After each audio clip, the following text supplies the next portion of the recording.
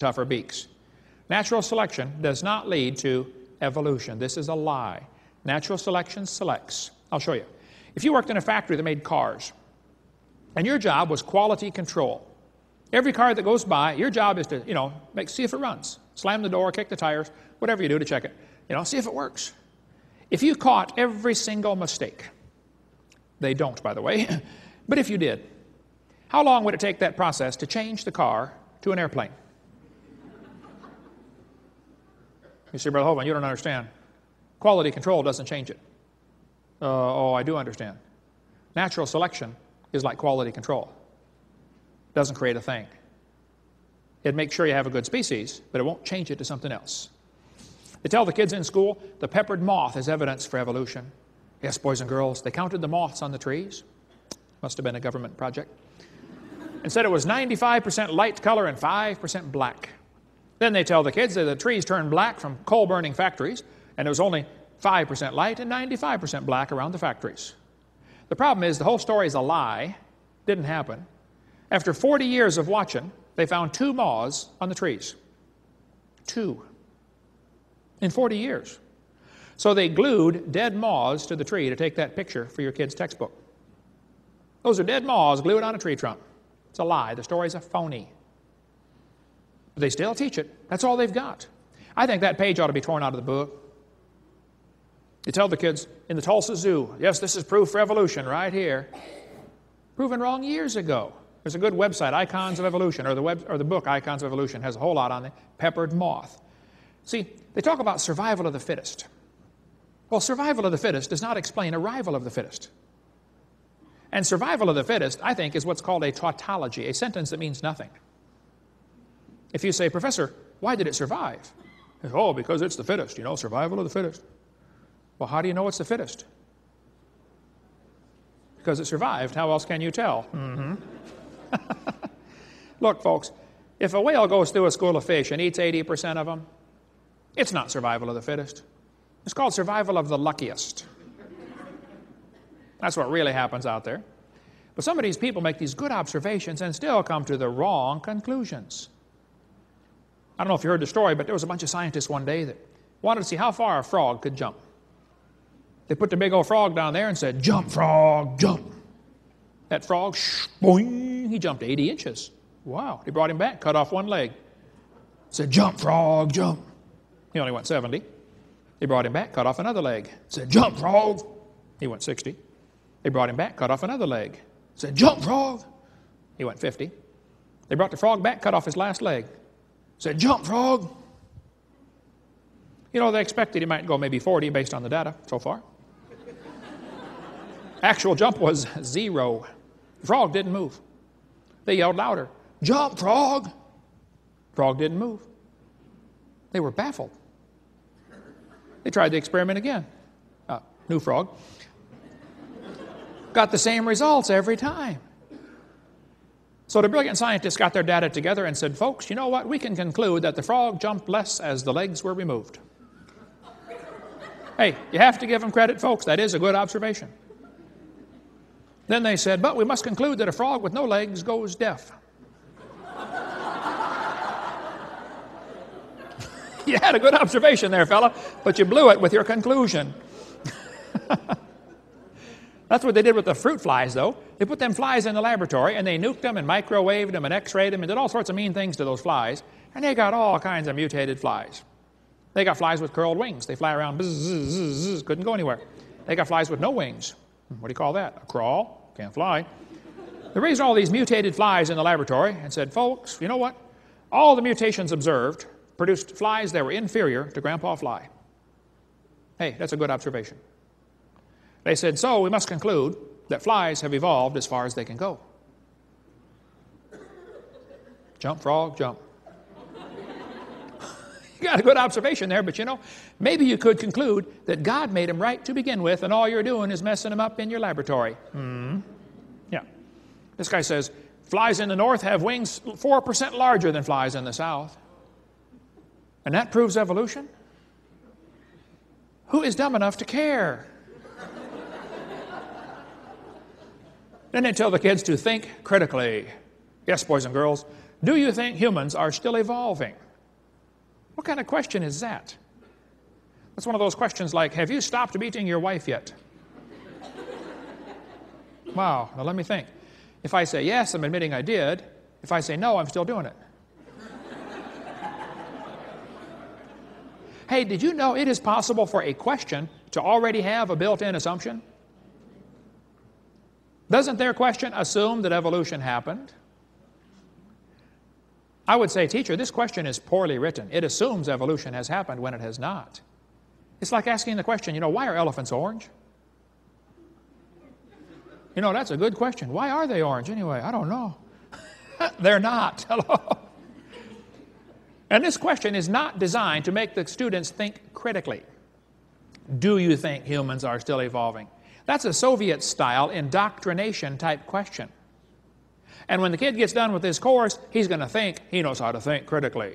And he doesn't know how to think at all. He knows how to be told what to believe. That's not education, that's indoctrination, Soviet-style. They tell the kids, we've got evidence from structure. This is called the homology argument. Yes, boys and girls, did you know you got 2 bones in your wrist, radius and ulna? And did you know the whale has 2 bones in his flipper? And look at this. They're called radius and ulna. Right there. See? That proves we're related. That's what they tell them. Look at this. These homologous structures provide evidence that these animals evolved from a common ancestor. Think critically. A seal's flipper and human arm have different functions. What evidence might help show that both structures evolved from a forelimb of a common ancestor? They show the kids the similar structures. This is in every biology book I've seen. This is one of the evidences for evolution. They call it comparative anatomy. It says comparative anatomy provides further evidence of evolution. The commonalities suggest that these and other vertebrate animals are all related. They probably evolved from a common ancestor. This is a lie. They probably have a common designer. Maybe the same guy designed them all. But every textbook around the world, I've got books from Latvia and Mexico and Russia, they're all teaching the same thing, folks. And it's silly. By the way, those bones develop from different genes on the chromosomes of these different animals. They're not homologous.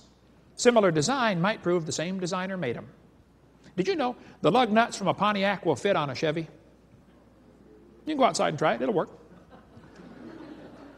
That proves they both evolved from a Honda 14 million years ago. Now look, it's a fact. It's a good observation when they say many animals have a similar forelimb structure. That is a good observation. I agree. Then they say they must have had a common ancestor. Oh, I disagree. This helps prove we all came from a rock. Oh, jump, frog, jump. Then they say we've got evidence from development. This one makes me angry, so I'm going to stay calm. We're going to do this in just a few more minutes, and then we're going to quit. Take a break. This book says the similarity between early stages in development helped convince Darwin that all forms of life shared common ancestors. Darwin considered this by far the strongest piece of facts in favor of his theory. Haeckel called it the biogenetic law. A guy named Ernst Haeckel made up the idea that all the embryos of different animals develop through the same stages: fish, amphibian, reptile, mammal. He called it the biogenetic law. This textbook says the presence of fish-like structures in the embryos of different species shows that these animals have evolved from fish and share the basic pattern of fish development. Does the human embryo have gills like a fish? That's what the textbook says. This is a lie. Those are not gills. Those little folds of skin develop into bones in the ear and glands in the throat. They never have anything to do with breathing. I've seen people that have 5 or 6 chins and they can't breathe through any of them but the top one. Ernst Haeckel, the German professor from Jena University, made up this entire dumb idea in 1869. Darwin's book came out in 1859. The next year it was translated to German. Haeckel read the book and said, wow, what a great theory. If only we had some evidence. 9 years later, they still had no evidence, so Haeckel decided to make some. He was an embryology professor. He's taught how embryos develop, so he took a drawing of a dog and a human embryo and changed them, made them look just alike, and said, see, this proves we have a common ancestor with dogs. Well, nobody caught on or stopped him, so he did a bunch more. He took drawings of all kinds of different animals and faked them And he made them all look very, very similar. Haeckel made giant posters of his fake drawings and traveled all over Germany and told everybody, you ought to believe this new theory because we've got the proof right here. After all, he's a professor of embryology. He wouldn't lie, would he? And how many folks back then had microscopes to check him out? We're talking creatures about this big, you know. Haeckel just about single-handedly converted the Germans to believing in evolution, which led to the obvious conclusion, hey, if evolution is true, then maybe one race has evolved farther than the rest. I wonder who it is. Must be the Germans. We'll see where that led on tape 5. On top are Haeckel's fake drawings. Underneath are actual photographs of what he claimed he was drawing a picture of. Haeckel lied deliberately. His own university held a trial and convicted him in 1875. He said, I should feel utterly condemned, except hundreds of biologists lie under the same charge. Everybody else lies, so it's okay for me to lie too. Haeckel's biogenetic law is as dead as a doornail, folks. It's not true. It never was true. Proven wrong, 1875. It's not true. He was convicted of fraud. His own university held a trial and convicted one of their own professors of lying. But his drawings are still used in textbooks in your county tonight. Proven wrong 125 years ago. Darwin wrote his book, 1859. He predicted evidence would be found. 1869, Haeckel faked the drawings. 1875, he was convicted of lying. But his drawings are still in textbooks 125 years later. Now, I know it takes a while for textbooks to get up to date. But I think 125 years is long enough. They're still teaching this stuff in textbooks all over the world. This one says, if proof of evolution from a common ancestor because of the gill slits on the human. This is simply a lie. Here's a year 2000 textbook teaching it. 2001 junior high textbook. The similarities provide evidence that these three animals evolved from a common ancestor. What similarities, teacher? Don't you see they have tiny gill slits? Folks, this is a lie. Why are we still teaching this to our kids? There's a 2000 college textbook. Similar, humans and fish embryos resemble each other because humans and fish share a common ancestor. This college textbook says the human has gill pouches. Biology, Arms in Camp, one of the worst ones there is, shows a 5 to 6 week embryo, but then it says by 7 months, the fetus looks like a tiny normal baby, but it's not. It's not a baby at 7 months. Hello? It's a human at conception. Every doctor knows that. 34% of babies born at 5.5 months are going to survive. Maybe you heard about the lady that had surgery on her baby before it was born. They cut the mother open, cut the uterus open, and there's the baby holding the doctor's finger, 5 months along. Let's see, the angel of the Lord said, behold, thou art with fetus. No, I believe he said you are with child, didn't he? Hey, did you know it's a child before it's born? God knows that. Get more on the embryology lie on the book Icons of Evolution. Why do they keep this in the textbooks? That's the only way to justify abortion. They want you to think it's just a fish or an amphibian. You're not killing a child, you're killing a fish. That's why it's in the books, folks. Somebody wants to reduce the population of our planet. His name is Satan. Cover more on that.